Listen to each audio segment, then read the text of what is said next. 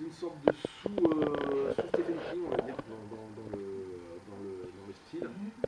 Et pour l'avoir lu à l'époque, je peux vous garantir qu'en plus, on peut retomber sur les rondeurs de Burns, c'est que le mot omniprésent, j'avais un ami qui s'est amusé à compter, alors je ne me souviens plus du chiffre exact, mais le mot, l'expression la plus récurrente dans ce bouquin-là, c'était opulente poitrine. Et il jeta un regard sur son opulente poitrine. Et il évita son opulente poitrine. Et il agrippa son opulente poitrine. Voilà, il a écrit trois livres. Il y a un autre livre qui s'appelle Weeping Boy. Je ne suis pas sûr qu'il soit publié en France, peut-être, mais je ne sais pas. Dans lequel il a un couple d'enquêteurs. Et ça se complique un petit peu parce que c'est un couple d'enquêteurs qu'on retrouve dans les X-Men. Donc pour bien comprendre qui sont ces personnages-là, il faut avoir lu le roman. Donc il y a des espèces de trucs qui se chevauchent. Et enfin, il a écrit en 97, je crois, un roman sur Wonder Woman. Qui est pour le coup qui n'a jamais été publié en France et qui, je pense, est depuis longtemps épuisé aux États-Unis, qui n'a pas été réimprimé. Donc là aussi, on est dans une volonté de faire autre chose. La mode des auteurs de comics qui écrivent des romans, c'est considérablement tari. On peut parler peut-être de Neil Gaiman ou de gens comme ça qui continuent avec un succès énorme. Mais enfin, le côté, genre tu écris les X-Men, donc tu vas devenir romancier, ça s'est largement calmé et les projets de ce côté-là se sont calmés aussi pour Burn. Enfin bon, il a écrit 3 romans quand même. Et puis à un moment, on retourne à nouveau chez Marvel, parce qu'il y a eu encore un changement de direction. Et puis l'idée est de se dire, je vais refaire du X-Men. Mais je ne veux pas faire les X-Men, on va m'en aider, il va y avoir des crossovers, il va y avoir des choses comme ça. Donc John Byrne a cette idée de faire des épisodes de X-Men qui viennent s'incorporer dans la fameuse période dont je vous parlais tout à l'heure. Il y a une époque où les X-Men n'étaient plus publiés. Donc imaginons quelles étaient les aventures du groupe à l'époque où on n'était pas publié. Et comme ça se passe dans le passé, personne ne viendra dire je veux une autre série qui vient chevaucher cette chose-là. Pour ceux qui connaissent le travail de Neil Adams, vous pouvez voir que là aussi il y a une volonté délibérée d'aller vers le style de Neil Adams, qui est une influence aussi de Byrne. Et puis ça s'explique aussi parce que les années cachées des X-Men font référence à ce dessinateur-là qui dessinait les X-Men juste avant qu'il s'arrête. Donc il y a une sorte de fil rouge. Malheureusement, tout ça va clasher. C'est pas entièrement sa faute cette fois-ci. Il y a un moment où le patron éditorial de Marvel, Joe Quesada, décide que les histoires qui se passent dans le passé embrouillent tout le monde. Et puis il décide qu'il y a trop de titres X-Men et qu'on va réduire la voilure. Et donc, les X-Men The Hidden Years, qui n'étaient pas dans le top 5 des séries de comics, mais qui étaient rentables, qui cumulent le fait de se dérouler dans le passé, d'être une série X-Men au moment où on en veut moins, eh ben, ils vont décider arbitrairement de l'arrêter. Et là, ça va être un peu la goutte d'eau qui fait déborder le 17e vase. Donc, Byrne va claquer la porte, va dire c'est bon, on me met sur le dos des échecs, on montre du doigt en montrant que je fais ce qu'il ne faut pas. Alors, est-ce qu'il claque la porte ou est-ce qu'il est poussé dehors? Il y a un peu des deux. Mais il y a un moment où là, clairement, Byrne promet qu'il ne travaillera plus jamais pour Marvel. Il va retourner chez DC, ils vont reprendre le bec encore, enfin d'ailleurs des choses comme ça. Mais ça ne va pas aller très loin. Il y aura même un moment où Marvel sera sur le point de réussir à le réattirer en lui proposant une relance des 4 Fantastiques qui va s'appeler Fantastic Forever ou un truc comme ça, ou Fantastic Four avec un 4 matérialisé vraiment par le numéro. Et puis il laisse tomber le projet, je crois qu'il a publié les premières pages sur internet, genre ça ne se fera jamais, donc je le montre. Et c'est à nouveau la case retour chez les indépendants, où là pendant quelques années, chez IDW, Byrne va prendre un peu tout ce qui se présente, mais sur des séries qui l'intéressent aussi. C'est-à-dire que chez IDW, John Byrne va dessiner du Star Trek. Donc on tombe sur ce fil rouge de la série télé. Dessiner et scénariser du Star Trek, il va même se pousser le vis jusqu'à créer ce qu'on peut considérer comme étant des photoromans. C'est-à-dire qu'il prend des épisodes de Star Trek de la première série, la série classique, tous les capteurs d'écran qu'il peut, Et à partir de cette capture d'écran, en changeant l'ordre, en changeant les bulles, il crée des photoromans, il crée de nouvelles histoires à Kirk et à Spock, avec les photos originales des acteurs d'origine. Et ces photoromans sont publiés chez IDW. Il va faire aussi un petit peu de Angel. Angel, c'est le personnage de Buffy contre les vampires, auquel il va imaginer des choses. Et puis, alors qu'il semble pendant un moment s'éloigner un petit peu du super-héroïsme, il fait des séries, des petites séries limitées intéressantes d'espionnage qui s'appellent Cold War. Il fait une reprise de son Doomsday, mais réinventée avec comment dire, des préoccupations un peu plus modernes. On va oublier les dinosaures qui sont dans des glaciers. On ne garde que les astronautes qui viennent se poser sur une terre ravagée et qui là vraiment sont obligés de se bagarrer avec les autres survivants. Donc on est autant le premier Doomsday, je vous disais que c'était Planète des singes sans les singes. Le Doomsday récent, c'est Walking Dead sans les zombies. Mais c'est super intéressant. Si ce n'est que le seul problème de cette série-là, c'est qu'il en a fait, je crois, 4, alors qu'on en aurait bien plus de 40 épisodes d'un coup, il y avait quoi. Il va revenir aussi aux super-héros en faisant un pied de nez à sa production chez Marvel. Donc, par exemple, vous avez d'un côté un groupe qui s'appelle Trio, qui n'a rien à voir avec la musique. Et Trio, ben, vous avez une fille qui a le pouvoir de s'étirer, un type fait de pierre, et puis bon, quelqu'un qu'on pourrait plutôt rapprocher d'une sorte de Wolverine. Voilà. C'est un petit peu le mécanisme des 4 Fantastiques, à peu de choses près, avec quelques variations. Mais il y a vraiment cette envie de faire une sorte d'univers partagé, et il va poursuivre ça avec d'autres mini-séries, comme le Triple Helix. Alors Triple Helix, là, voilà, ce sont les X-Men qui se cachent à peine. Et des choses comme ça, il va se lancer dans un triptyque, donc avec une sorte de suite qu'on pourrait attendre, si ce n'est que là, il va arriver quelque chose d'impondérable, vous allez me dire, il y a un clash, c'est lié avec l'IDW. Non, là on arrive à quelque chose de nouveau, qui est que John Byrne se lasse de dessiner.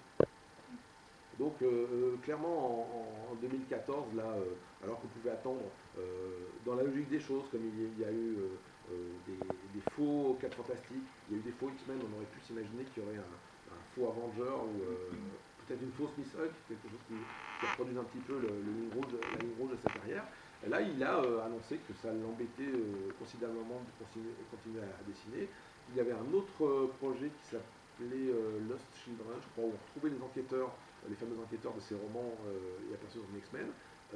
Il s'en est désintéressé, il a publié l'équivalent du premier numéro, il l'a diffusé sur son propre site, en disant de toute façon comme je ne finirai jamais, voilà. Et dans l'immédiat, Byrne préfère sans doute faire des photoromans de Star Trek ou des choses comme ça, ou faire aussi ce qu'on appelle des art commissions, c'est-à-dire qu'il continue de dessiner des illustrations à la demande pour des fans un peu plus de pouvoir d'achat que le lecteur moyen.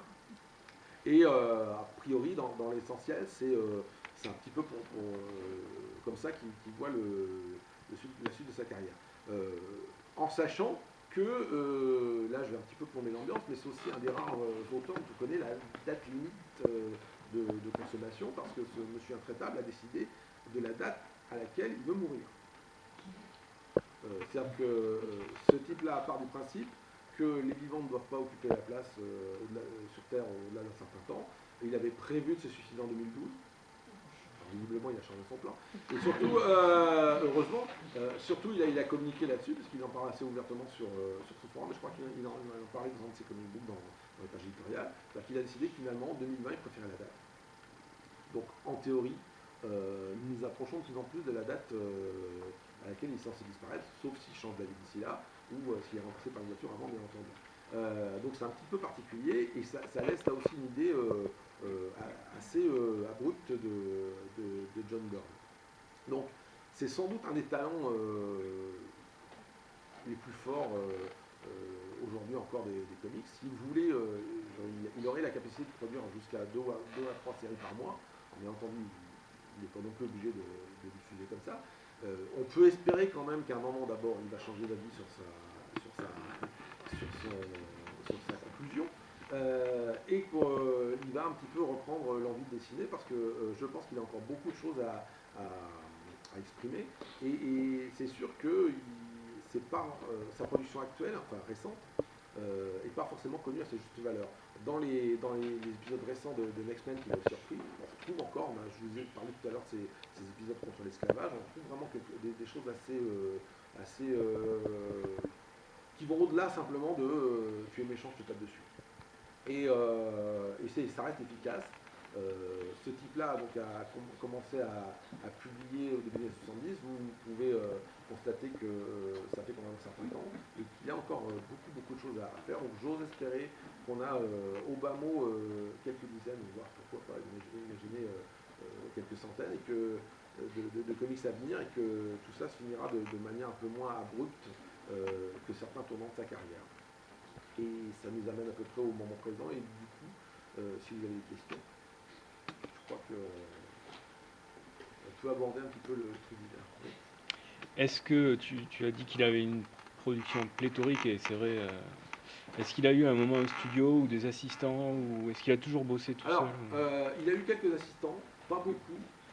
Alors, après, dans l'assistant du dessinateur, c'est un rôle qui peut aller, ça dépend des gens, hein. Des fois c'est le gars qui va chercher le café ou des choses comme ça. Il a eu quelques assistants, en particulier, il y a eu un type qui s'appelle Kieron Dewar, qui est l'ancien beau-fils de Burns, c'est-à-dire pas le gendre, hein, c'est-à-dire que c'était Fils de sa femme. le fils d'une de ses femmes ou d'une de ses compagnes, je ne sais plus. Kieron Dewar, donc qui l'a pratiquement élevé et qui est devenu son assistant et qui a par la suite une carrière, je ne sais pas ce qu'il fait d'ailleurs à ce moment, je n'ai pas vu de dessin de lui, qui a une carrière en tant que dessinateur de comics. Donc on sait qu'il y a eu au moins ce type-là. Dans le privé, quand vous essayez de parler à Kieron Dewar de John Byrne, il ne veut plus entendre parler. Bon, d'un autre côté, il y a plein de grands auteurs qui étaient des types imbuvables dans la vie de tous les jours, donc ça va un peu dans ce sens-là. Je ne suis pas sûr qu'il y ait eu beaucoup d'assistants, ne serait-ce que parce qu'on aura compris que c'est pas forcément évident de s'entendre avec lui. Donc à mon avis, rester dans son studio, ça doit être compliqué. Sur les 4 fantastiques, est-ce que avant lui, alors on a pu voir qu'avec She-Hulk, il avait un côté, alors je ne peux pas dire féministe, mais c'est vrai, je ne l'ai pas dit tout à l'heure, mais c'est vrai que quand même, quand on regarde les 4 fantastiques, c'est trois gars et une femme dans la version classique, et il y a un moment quand même, il équilibre les forces. Et c'est clair, sa femme invisible, quand il fait les 4 fantastiques, il développe les pouvoirs, il la gonfle, elle devient à un moment un personnage un peu pondèche qui s'appelle Malice, mais enfin, il y a une volonté d'aller dans ce sens. Est-ce que c'est vraiment lui qui a fait ça, ou avant lui ça commençait déjà? Non, c'est lui qui a fait. Avant il y a une volonté un petit peu de rendre plus adulte, plus mûr la fille invisible. Mais entre la volonté et la manière de le faire, il y a un fossé. Et c'est Burns qui va y arriver, parce que dans les années 70, c'était pas. Dans les années 70, la manière de présenter la femme, y compris la femme mariée dans les comics, c'est souvent la transformer en chialeuse. C'est-à-dire, vous prenez le couple, vous mettez des scènes de ménage à tour larigot, et pendant que le héros essaie de sauver le monde, eh ben, il y a l'autre qui dit oui, mais je suis une femme et tu ne me respectes pas. Ce qui, dans l'histoire, passe pour. Là, on passe par. C'est tout et son contraire, et c'est contre-productif parce que ça devient vraiment la gêneuse. Donc, elle revendique, mais elle ne revendique pas grand-chose. La femme invisible de Byrne, c'est une femme qui fait. Qui n'est pas dans la chiennerie, elle devient plus puissante, il y a vraiment un travail et effectivement, il y a Missel qui est rajouté, donc à ce coup, le groupe, au lieu d'être trois hommes et une femme, ça devient moitié-moitié, et clairement, les deux femmes l'emportent en importance sur les deux hommes. Ouais, il y a quelques épisodes où Mister Fantastic disparaît, où c'est elle qui, de facto, devient le leader, mais ça se fera encore plus après le départ de Burns sur des périodes plus longues. Voilà, il y a peut-être quelque chose que je ne vous ai pas dit aussi, c'est là aussi, quand il arrive chez Dark Horse et qui fait les Next Men, tout ça s'inscrit dans un partenariat avec plein d'autres auteurs qui s'appellent Frank Miller, Mac Mignola, et pour ceux qui connaissent Hellboy par exemple, c'est Next Men et un personnage qui s'appelle Torch of Liberty, qui est une sorte de sous Captain America, sont liés à Hellboy, c'est-à-dire qu'il y a des petits crossovers, des petits croisements dans les histoires, et dans la version originale des aventures de Hellboy, le Torch of Liberty de Byrne était le parrain de Hellboy. Si vous lisez les premiers épisodes d'Hellboy, vous verrez lors de la découverte du jeune Hellboy, un personnage un peu patriotique. Et en fait, c'est un personnage de Byrne qui a été placé là-dedans parce qu'à l'époque, les auteurs avaient pensé faire des échanges de personnages pour que leur gamme de types, qui s'appelait les Randes, soit interconnectée. Et là aussi, les tempéraments ont fait que ça a fait long feu. Je ne sais pas si vous avez d'autres choses.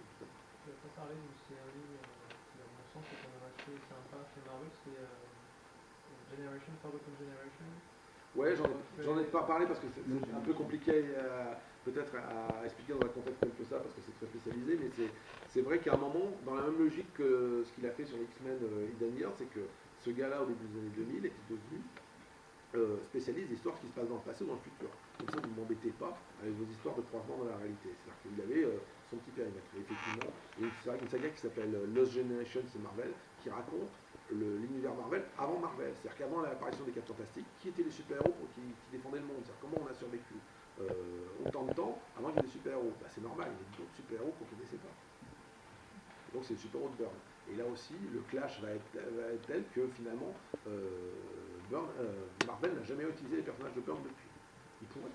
Mais il y a une sorte de boycott factuel. Il y a une série très intéressante chez DC qui s'appelle Generation, où on imagine que les choses se sont passées en temps réel, que Superman et Batman ont vraiment démarré en 38, en 39. Alors qu'est-ce qui se passe dans les années 60? Qui est le super-héros? Et on imagine sur plusieurs générations et sur plusieurs milliers d'années ce que deviennent les dynasties de Batman, de Superman et de quelques autres personnages. Il y a beaucoup de séries dont je n'ai pas parlé, effectivement, des questions de temps. J'aurais pu parler de la Wonder Woman. Spider-Man aussi. Oui, j'ai un peu sauté le truc pour tenir le rythme. Mais c'est pas son meilleur non plus travail. il a tenté de relancer, de réinventer les origines de Superman, de Spider-Man, sous le titre Spider-Man Chapter 1. C'est piteux. Oui, voilà, c'est un moment, c'est très piteux. C'est-à-dire que, en gros, l'idée c'est de vouloir mettre à jour les origines de Spider-Man. Et dans la première version, c'était un voleur qui s'introduisait pour piquer l'argent, je crois, peut-être même piquer un microscope. Dans les 60, c'est autre chose, un microscope. De Peter Parker. Enfin, il y en a suivant les variations d'origine, il y a ça. C'est soit un banc de l'argent, soit un microscope. Et Byrne arrive en fin des années 90, se dit ça tient pas debout, on va changer l'origine de Spider-Man. Et donc le voleur, ça traduit chez les Parker pour voler le Mac de Peter Parker. Alors là, il y a cette mise à jour. Il y a 13 épisodes après qui sont plus ou moins là, mais la base de ça, c'est pas le truc le plus inspiré de Byrne, et surtout, on va dire que l'ambition est démesurée, mais que y a pas, ça n'a rien de comparable à ce que le Superman de Byrne a pu avoir. Là, il y a une vraie refonte, il y a des vrais effets durables. Encore aujourd'hui, dans les comics de Superman, on trouve encore la trace du Man of Steel de Byrne. Vous n'avez pas aussi parlé beaucoup des New Gods qu'il a fait chez DC, il a passé pas mal de temps. Et il a passé 2 ans, je crois, mais oui, bien sûr, mais là encore, on parle de type qui a fait 1 millier de trucs, alors je suis un petit peu obligé de trouver des choses. Le seul intérêt il y a 2 intérêts aux New Gods de Byrne. D'abord, c'est un des rares auteurs qui va être capable de reprendre les New Gods qui sont un peu chasse gardée chez les fans de Kirby et de donner un résultat potable. Plus que potable d'ailleurs. C'est vraiment la continuité de ce que faisait Kirby. Et puis au bout de quelques épisodes des New Gods de Kirby, il va y avoir un changement de titre. La série devient Jack Kirby '(S) Force World. C'est-à-dire que ça devient une des premières séries à afficher le nom du créateur originel du personnage, pas du créateur qui fait la série. Et il se trouve quand même que je vous ai raconté tout à l'heure que voilà, il y a eu des aveux anciens dans les années 80, donc c'est assez ironique de retrouver ça comme ça. Donc on comprendra quand même que Byrne avait finalement pas tant de choses contre Kirby, au contraire, une bonne partie de sa carrière, c'est un chant d'amour à la production de Kirby. Je pense qu'au début des années 80, surtout, il était un peu le gars qui monte, et peut-être que ça a pu lui monter à la tête, et qu'il a eu cette lettre ouverte malheureuse, et que ça cachait pas, ça représentait pas fondamentalement l'envie, l'opinion de Byrne. Que vous dire d'autre? Non, c'est bon. vais vous relâcher. Je vous remercie d'être venu. J'espère que ça vous a intéressé.